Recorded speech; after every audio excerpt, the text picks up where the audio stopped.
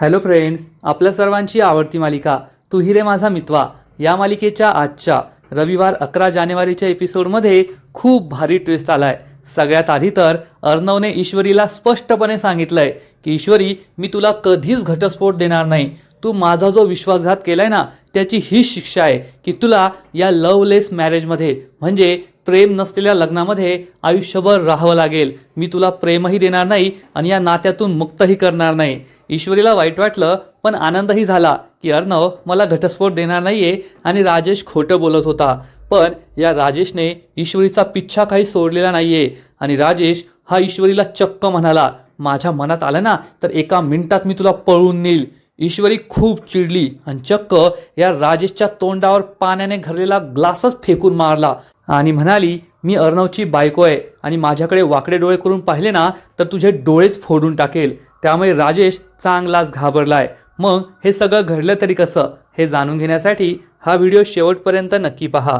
Friends, आजच्या एपिसोडच्या सुरुवातीलाच राजेश ईश्वरीला घाबरून देतो की अर्णव वकिलांकडे गेला होता, त्याने घटस्फोटाचे पेपर्स तयार केलेत आणि तो तुला घटस्फोट देणार आहे। तेवढ्यात अर्णव तेथे येतो। राजेश म्हणतो, ऑल द बेस्ट, घटस्फोटाच्या पेपर्सचं सहाय्य कर बरं का, आणि त्यानंतर मी आहेच तुझ्यासाठी, तुला माझ्याकडेच यावं लागणार आहे।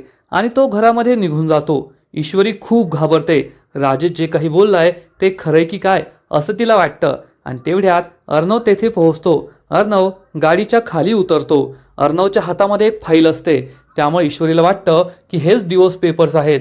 ती अर्णवला विचारते, सर तुम्ही कुठे गेला होता? मी किती घाबरले होते, तुम्हाला यायला किती उशीर झालाय? घरात कुणी विचारलं असतं तर मी काय उत्तर दिलं असतं? अर्णव ईश्वरीवर खूप चिडतो आणि म्हणतो, तुला उशीर होतोय ना, म्हणूनच मी तुला मुक्त करायचं ठरवलंय, आता मी तुला फ्री करणार आहे। असं म्हणून अर्णव घरामध्ये निघून जातो। ईश्वरीला जबर धक्काच बसतो। अर्णव मला फ्री करायचं म्हणतोय, याचा अर्थ तो खरंच मला घटस्फोट देणार आहे आणि त्याच्या हातामध्ये घटस्फोटाच्या पेपरची फाईल आहे असं ईश्वरीला वाटतं आणि ती खूप घाबरते, रडवेली होते। अर्णव रूममध्ये येतो तर ईश्वरी त्याच्या मागे मागे येते आणि म्हणते, सर तुम्ही हे काय बोलताय?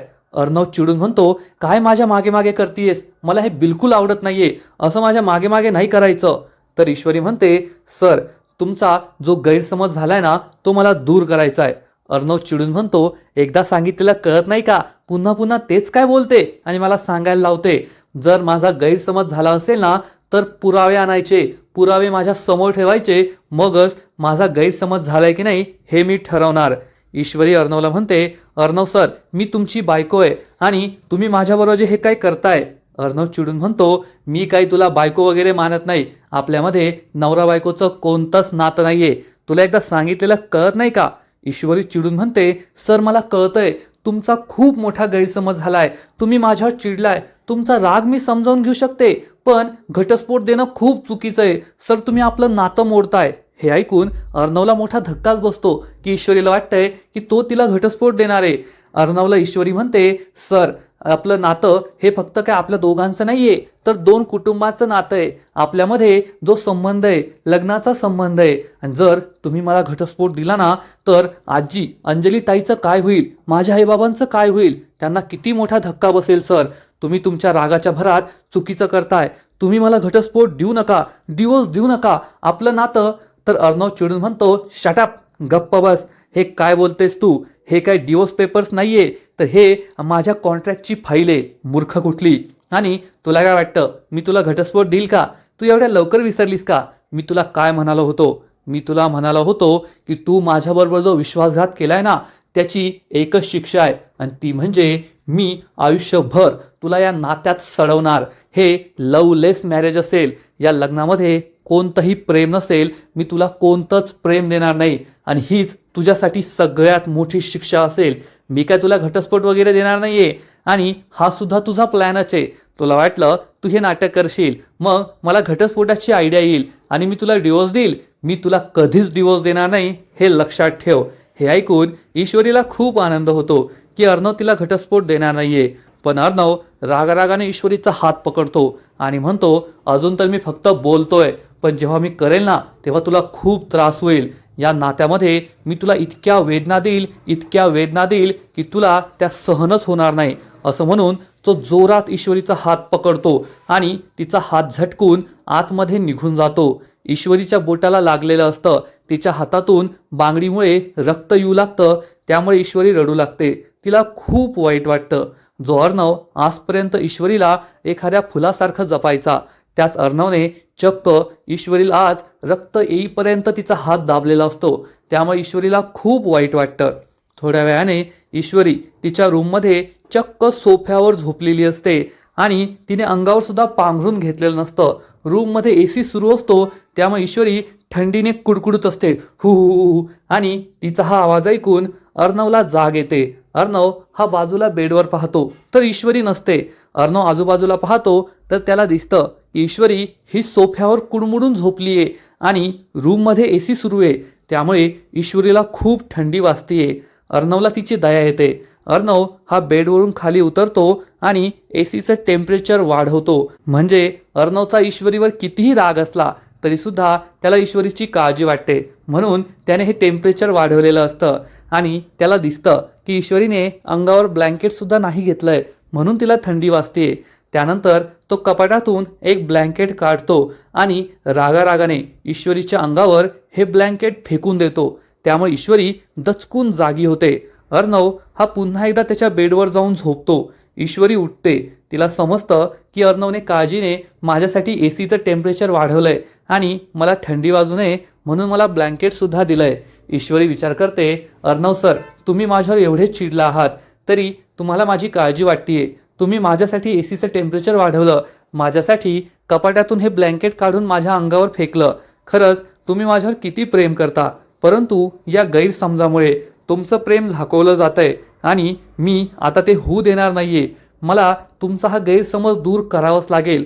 पण काय करावं हाच प्रश्न ईश्वरीला पडतो. तिला याचं उत्तरच सापडत नाही की अर्णवला कसं मनवायचं, त्याचा राग कसा कमी करायचा. ईश्वरी अंगावर हे ब्लँकेट घेते आणि अर्णवकडेच पाहत राहते. पण अर्णव मात्र झोपी गेलेला असतो. त्यामुळे ईश्वरीही झोपते. दुसऱ्या दिवशी सकाळी अर्णव रेडी होतो आणि ब्रेकफास्ट टेबलवर येतो आणि अनिताताईला आवाज देतो, अनिताताई माझा ब्रेकफास्ट आणा. अर्णव त्याच्या मोबाईलमध्येच व्यस्त असतो. तेवढ्यात त्याला दिसतं की त्याच्यासमोर चक्क गरमागरम पुरी भाजी ठेवली आहे. अर्णव खूप चिडतो आणि म्हणतो, सकाळी सकाळी ब्रेकफास्टला एवढं ऑइली जेवण मी तर नाही करू शकत. आणि तो आवाज देतो, अनिताताई हे काय, माझा ब्रेकफास्ट कोठे. पण अनिताताई नाही तर चक्क ईश्वरी अर्णवचा ब्रेकफास्ट घेऊन येते. आणि अर्णवचा ब्रेकफास्ट म्हणजे उकडलेल्या भाज्याचं सूप आणि ब्लॅक कॉफी, साखर नसलेली. अर्णव हे पाहतो की ईश्वरी त्याचा ब्रेकफास्ट घेऊन आली आहे. त्याला खूप राग येतो. ईश्वरीने ब्रेकफास्ट आणलाय म्हणून ब्रेकफास्ट खायचा नाही असं तो ठरवतो आणि आजपर्यंत त्याने जे कधीच केलं नाहीये ते करतो. चक्क ब्रेकफास्टला गरमागरम पुरी भाजी खाण्याचं ठरवतो ईश्वरीच्या नाकावर टिच्चून. परंतु ही पुरी भाजी सुद्धा ईश्वरीनेच बनवली आहे हे अर्णवला माहीत नसतं. अर्णव पुरी भाजी तोडण्याचा प्रयत्न करतो. पुरी तोडण्याचा प्रयत्न करतो तर त्याच्या हाताला चटका बसतो, कारण ही पुरी गरमागरम असते. अर्णव हा कसाबसा पुरीचा एक तुकडा तोडतो. ईश्वरी त्याच्याकडे आश्चर्याने पाहत असते. अर्णव एक घास खातो. ईश्वरी त्याच्याकडे पाहून हसते आणि जी त्याच्या ताटात दुसरी पुरी असते त्या पुरीचं पोट फोडते. बोटाने ही पुरी फोडते आणि या पुरीमधून गरमागरम वाफा बाहेर पडतात. हे पाहून अर्णवला आश्चर्य वाटतं. ईश्वरी ही अर्णवला सांगते, अर्णव सर कसं आहे ना, या पुरीमधली गरमागरम वाफ असो किंवा मनात ठेवलेला राग असो, दोन्ही जर आतमध्येच ठेवलं आणि बाहेर येऊ दिलं नाही ना तर माणूस खूप गरम होतो. आता या पुरीमधली वाफ मी बाहेर काढली ना, पहा पुरी कशी लवकर थंड होते. तसंच रागाचं सुद्धा आहे. राग जर असा मनात ठेवला ना तर माणूस सुद्धा गरम होतो. त्यामुळे तो राग बाहेर काढायचा, म्हणजेच माणूस सुद्धा थंड होतं आणि सगळं काही कूल कूल होतं. ईश्वरी आपल्याला ज्ञान देतीये हे पाहून अर्णवला खूप राग येतो. तो तिच्याकडे खूप चिडून पाहत असतो. तर ईश्वरी अर्णवला समजवण्याचा प्रयत्न करते. अर्णव सर, मला माहितीये तुम्ही माझ्यावर चिडलाय, तुम्हाला माझा खूप राग येतोय, पण याचा अर्थ असा नाहीये की तो राग तुम्ही मनातच ठेवायचा. तुम्ही माझ्या चिडा ना, ओरडा ना, पण मी जे म्हणते ते सुद्धा ऐकून घ्या, म्हणजे तुमचा राग शांत होईल. नाहीतर त्या रागाचा तुम्हालाच त्रास होईल. अर्णव खूप चिडतो. ईश्वरीला मोठे मोठे डोळे दाखवतो आणि तेथून निघून जातो. ईश्वरी खूप खुश होते आणि ही पुरी भाजीची दुसरी प्लेट हातामध्ये घेते आणि म्हणते, सर, जसं मी या पुरी भाजीमधील पुरीतील वाफ काढली आणि ती पुरी थंड केली ना, तसंच मी आता तुमचा रागसुद्धा थंड करणार आहे. तुमचा राग हा तुमच्या मनातून बाहेर काढेल, तुमचा गैरसमज दूर करेल आणि आपल्यातील प्रेम पुन्हा एकदा जाग करणार. आणि या पुरी भाजीची वाफ ती बाहेर काढते आणि खूप खुश होते. म्हणजे एकूणच ईश्वरीने आता मनाशी ठरवलंय की ती लवकरच अर्णवचा राग दूर करणार आहे आणि पुन्हा एकदा आपल्या क्यूट रोमॅन्टिक कपलचा रोमांस आपल्याला पाहायला मिळेल, एवढं मात्र नक्की.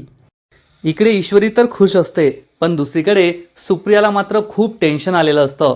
सुप्रिया त्यांच्या क्लाउड किचनमध्ये असते आणि गरमागरम दूध या मोठ्या कढईमध्ये गरम करत असते आणि तिला सगळं झालेलं आठवतं की अर्णव तिच्या घरी आला होता, तो किती रागात होता आणि तो म्हणाला होता की तुम्ही या फोटोमध्ये ज्या माणसाच्या मिठीत आहे ना, तो माणूस माझा बाप आहे, माझा बाप, आणि तुमच्यामुळे माझ्या आईने सुसाईड केलंय, ती हे जग सोडून गेली, हे सगळं तुमच्यामुळे घडलंय. आणि हे सगळं आठवून सुप्रिया खूप दुःखी होते. आता अर्णव समोर कसा पुरावा आणायचा हाच प्रश्न तिला पडतो. तिला हे सुद्धा आठवतं, अर्णव तिला म्हणालाय की पुरावा माझ्या समोर ठेवायचा आणि मग माझ्याशी बोलायचं, नाहीतर इथून चालायचं.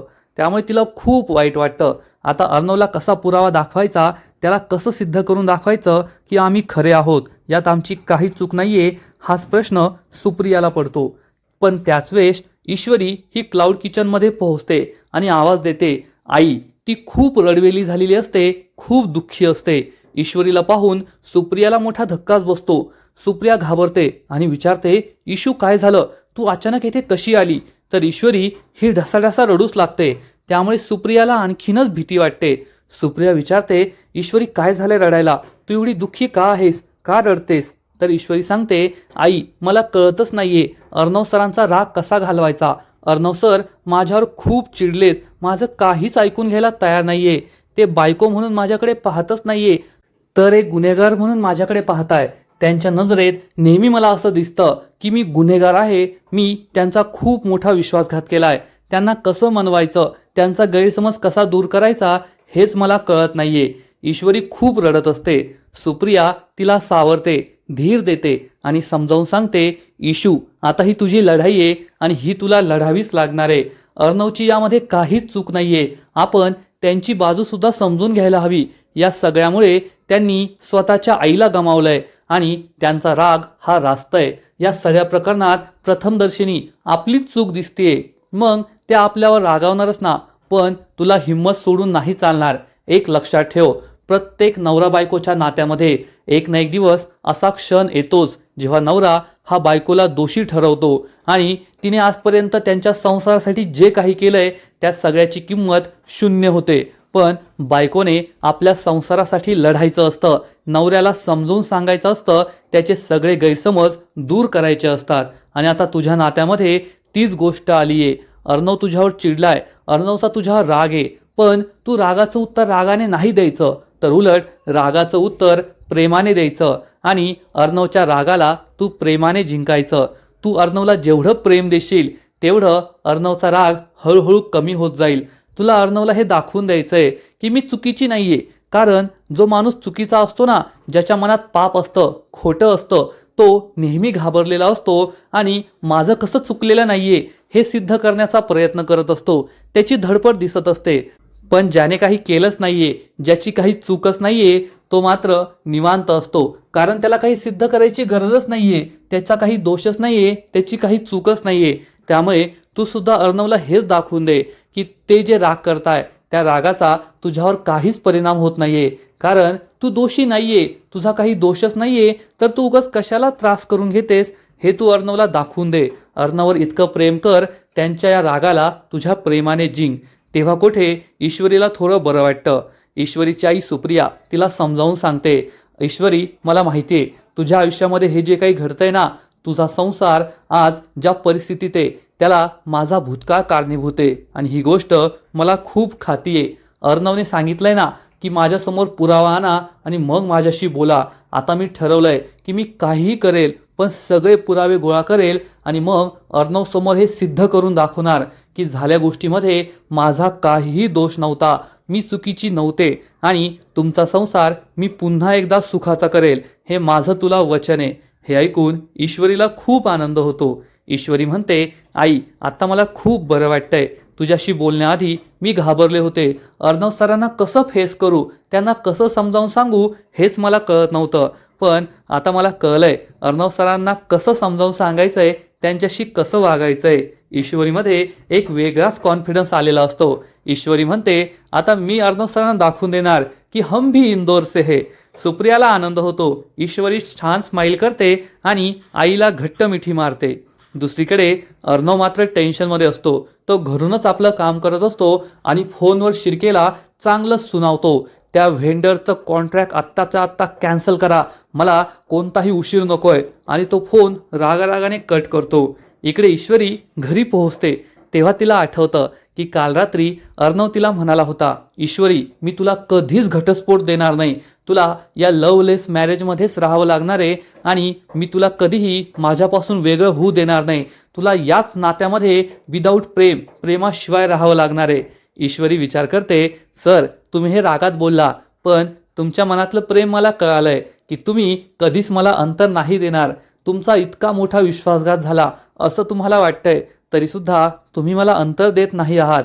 याचा अर्थ तुमचं माझ्यावर किती प्रेम आहे हे मला कळत आहे आणि तेच प्रेम आता मला जागं करावं लागणार आहे, तुमचा गैरसमज दूर करावा लागणार आहे.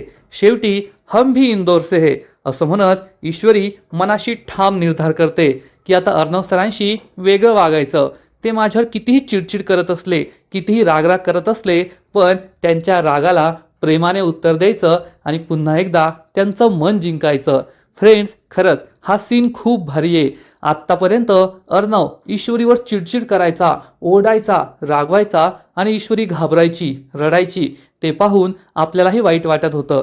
पण आता ईश्वरी 2.0 आपल्यासमोर आली आहे, ज्याच्यामध्ये एक वेगळाच कॉन्फिडन्स आहे. अर्णव कितीही चिडला तरी त्याच्यावर प्रेम करायचं, प्रेमाने त्याचा राग शांत करायचा असं ईश्वरीने ठरवलंय. आणि आता ईश्वरीचा हा नवीन अवतार पाहायला मजा येईल एवढं मात्र नक्की. ईश्वरी स्टडी रूममध्ये येते. अर्णव त्याचं काम करत असतो. ईश्वरी अर्णवला म्हणते, अर्णव सर मला तुमच्याशी महत्त्वाचं बोलायचं आहे. अर्णव चिडून म्हणतो, आता नाही, मी काम करतोय, दिसत नाही का? तर ईश्वरी खूप चिडते आणि चक्क अर्णवचा लॅपटॉपच बंद करते. अर्णवला खूप राग येतो. तो चिडून म्हणतो, are you mad or hot? तुला कळत नाही का मी काम करतोय? तुझी हिंमत कशी झाली माझा लॅपटॉप बंद करण्याची? तर ईश्वरी म्हणते, हिंमत कशी झाली म्हणजे मी तुमची बायको आहे आणि मला तुम्हाला सांगायचंय, जेवणाची वेळ झाली आहे, गुपचूप जेवायला चला, काम काय नंतर होतच राहील आणि माझा हक्क आहे तुमच्यावर, बायको म्हणून हक्क आहे. अर्णव चिडून म्हणतो, मी तुला कोणताच हक्क दिलेला नाहीये. ईश्वरी म्हणते, तुमच्या न देण्याने काही नाही होत, तो हक्क मी मिळवलाय. आपलं लग्न झालं ना तेव्हाच तो हक्क मला मिळालाय. त्यामुळे तुम्ही आता जेवायला चलायचं आणि मी तुमचं काहीच ऐकून घेणार नाही. ईश्वरी ही चक्क आपल्यावर दादागिरी करते. हे पाहून अर्णवला मोठा धक्काच बसतो. आता या बाईला कसं समजावून सांगावं हाच प्रश्न त्याला पडतो आणि अर्णव हा लॅपटॉप घेऊन जाऊ लागतो. ईश्वरीला वाटतं की अर्णव हा जेवायलाच येतोय, पण अर्णव हा खुर्चीवर जाऊन बसतो आणि पुन्हा लॅपटॉप उघडतो. ईश्वरी चिडून म्हणते, अर्णव सर तुम्हाला सांगितलेलं कळत नाही का? चला जेवायला. अर्णव चिडून म्हणतो, तुझी ही नाटकं माझ्यासमोर नाही चालणार, मी जेवायला येणार नाहीये. ईश्वरी चिडून म्हणते, ठीक आहे, आता मी तुम्हाला दाखवून देते की एक बायको नवऱ्यासाठी काय करू शकते. जोपर्यंत तुम्ही जेवणार नाही ना तोपर्यंत मी सुद्धा जेवणार नाही, पाण्याचा एक थेंब सुद्धा घेणार नाही. अर्णव चिडून म्हणतो, तू स्वतःला शूट करून घे, मला काही फरक पडत नाही, आणि तो तेथून निघून जातो. ईश्वरी म्हणते, सर तुम्ही तोंडावर माझा कितीही रागराग करत असला ना, पण तुमच्या मनात माझ्याबद्दल किती काळजी आहे, किती प्रेम आहे हे मला माहिती आहे. आणि आता पहा तुमची काळजी कशी बाहेर येते ती. मी नाही जेवले तर तुमचा जीव कसा कासावीस होतो हे तुम्हाला सुद्धा दिसेलच. आणि ईश्वरी ही खूप खुश असते, वेगळ्याच कॉन्फिडन्समध्ये असते की ती नक्कीच अर्णवला जिंकणार असा तिला विश्वास असतो. फ्रेंड्स, खरंच तू ही रे माझा मितवा या मालिकेचा आजचा एपिसोड खूप भारी होता. ईश्वरीचं हे नवीन रूप पाहायला मजा आली आणि ईश्वरी ही लवकरच अर्णवचा राग कमी करेल, त्याचं मन पुन्हा एकदा जिंकून घेईल असंच वाटतंय. आजचा एपिसोड तर भारी होता, पण या मालिकेचा पुढील एपिसोड आणखीन भारी असणारे, खूप मोठा ट्विस्ट या मालिकेत येणारे.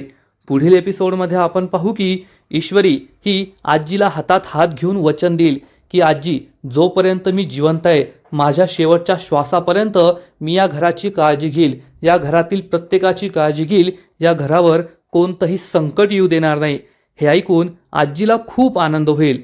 परंतु अर्णव हा चक्क ईश्वरीला टोमणा मारणार की लोक हे किती खोटारडे असतात, तोंडात एक आणि मनात एक असतं, त्यांचं खरं रूप आपल्याला कळतच नाही. आणि हे ऐकून ईश्वरीला खूप वाईट वाटणार की अर्णव चक्क माझ्याबद्दल असं बोलतोय. आणि मग सगळ्यांची जेवणं झाल्यानंतर राजेश हा ईश्वरीला पकडणार आणि म्हणणार, अगं कोठे त्या अर्णवच्या नादाला लागतीये, चल माझ्याबरोबर, आपण दोघे मज्जा करू.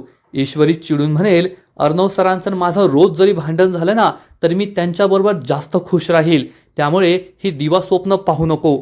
राजेशला खूप राग येईल आणि तो चिडून म्हणेल, तू काय मला कमजोर समजते की काय, माझ्या मनात आलं ना तर एका मिनिटात तुला पळून नेईल. ईश्वरीला खूप राग येईल आणि ती चक्क पाण्याने भरलेला ग्लास या राजेशच्या तोंडावर फेकून मारेल आणि राजेशला म्हणेल, लायकीत राहायचं, मी ईश्वरी अर्णव राजेश शिर्के हे लक्षात ठेवायचं. आणि तू हे जे मनात विचार करतोय ना की मला पळून न्यायला 1 मिनिट पण लागणार नाही, 1 मिनिट काय आयुष्यभर सुद्धा तुला ते जमणार नाही, हे लक्षात ठेवायचं. असं म्हणून ती राजेशला वॉर्निंग देणार. त्यामुळे राजेशची चांगलीच घाबरणार. म्हणजे एकूणच आता या मालिकेत एकानंतर एक भारी ट्विस्ट येणार आहे. तर फ्रेंड्स, तुम्हाला सुद्धा तू ही रे माझा मितवा या मालिकेचा आजचा एपिसोड आवडला ना, नक्कीच कमेंट करून सांगा. आणि या मालिकेचे असेच नवीन नवीन अपडेट्स सर्वात आधी जाणून घेण्यासाठी व्हिडिओला लाईक करा, शेअर करा, चॅनलला सबस्क्राईब करून बेल आयकॉनवर क्लिक करा. म्हणजे या मालिकेचे नवीन नवीन एपिसोड तुम्हाला सर्वात आधी पाहायला मिळतील. खूप खूप खूप धन्यवाद.